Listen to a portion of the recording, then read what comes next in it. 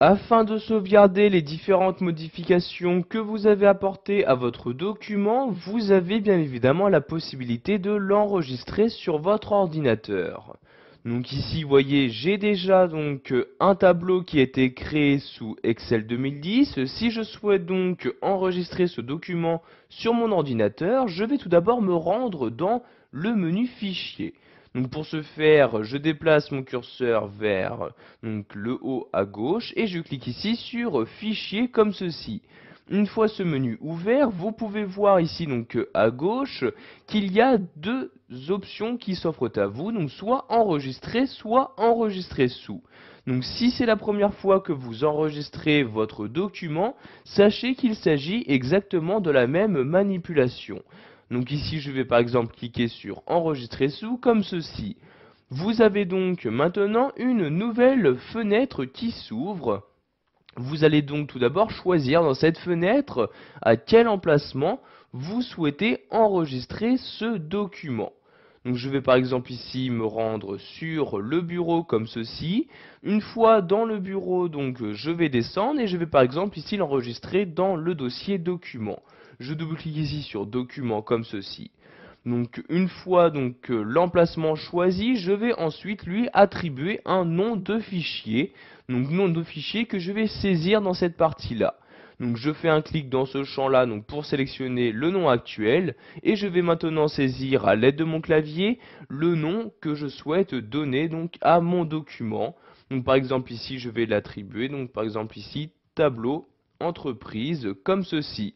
Pour finir, vous allez choisir quel type, c'est-à-dire quel format de fichier vous souhaitez donner à votre document.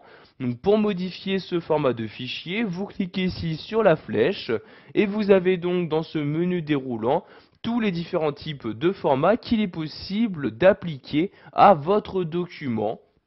Donc sachez ici que le format par défaut est le classeur Excel. Si vous souhaitez rendre compatible votre document avec les anciennes versions d'Excel, comme par exemple Excel 2000 ou 2003, vous pouvez ici lui attribuer l'ancien format proposé par cette ancienne version de ce tableur.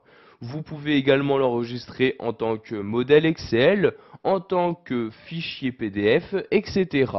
Donc ici je vais garder le format par défaut, donc je clique ici sur classeur Excel comme ceci.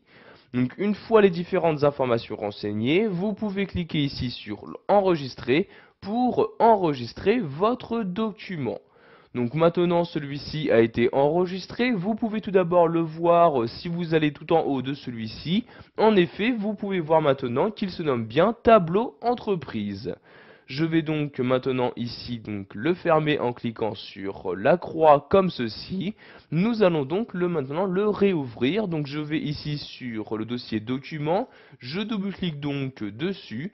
Donc si je descends ici, vous pouvez voir que le fichier tableau entreprise apparaît bien. Il me suffit de double-cliquer dessus pour l'ouvrir. Donc vous voyez, je fais un double-clic. Et comme vous pouvez le voir, ce document a bien été ouvert.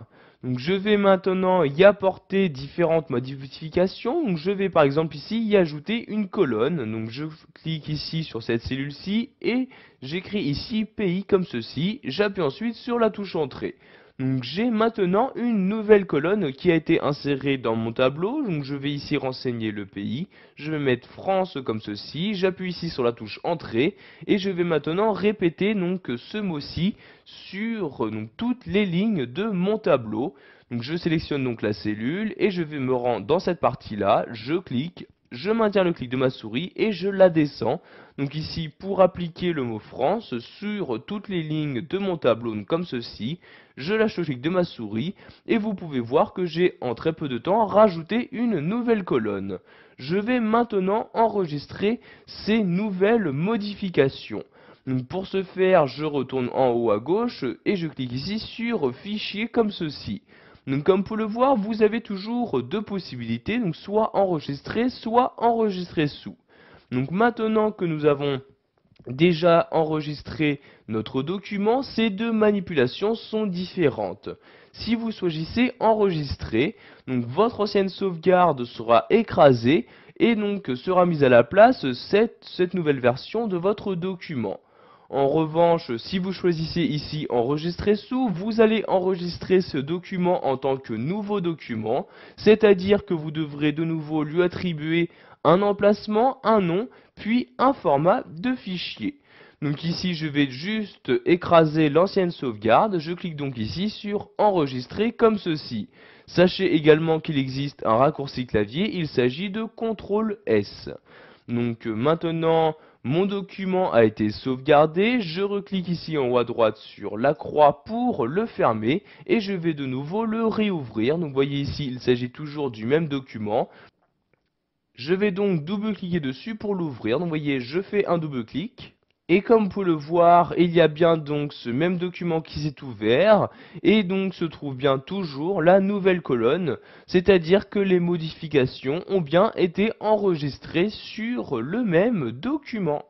Voilà, vous savez maintenant comment enregistrer votre travail fait sous Excel 2010 sur votre ordinateur.